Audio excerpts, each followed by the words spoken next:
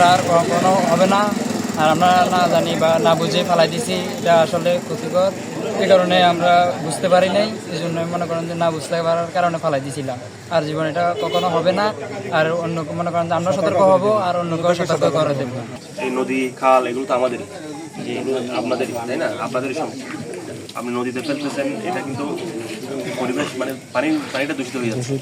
এই পানি দূষিত হওয়া মানে এটা আপনার লাইফ মানে সাইকেলের সাথে জড়িত, বুঝতে পারছেন?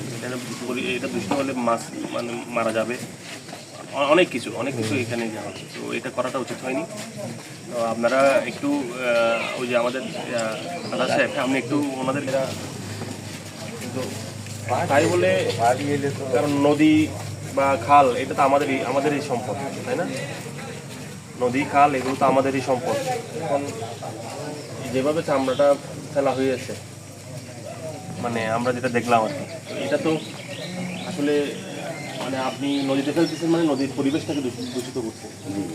চামড়াটাকে আপনি যদি ইয়ে করতে না পারেন, আমরা প্রশাসনকে খবর দেন, পৌরসভা আছে পৌরসভাকে খবর দেন, ইউনিয়ন পরিষদের সচিব আছে ওনাকে খবর দিতে পারেন, আমাদেরকে জানাতে পারেন, ঠিক আছে? আপনার যদি সেটা আপনি কিছুই করতে না পারেন তাহলে আমাদেরকে জানালে সেটা আমরা এসে আমরাই এটা নিয়ে যেতাম বা আমরাই এটা ব্যবস্থাপনা করতাম।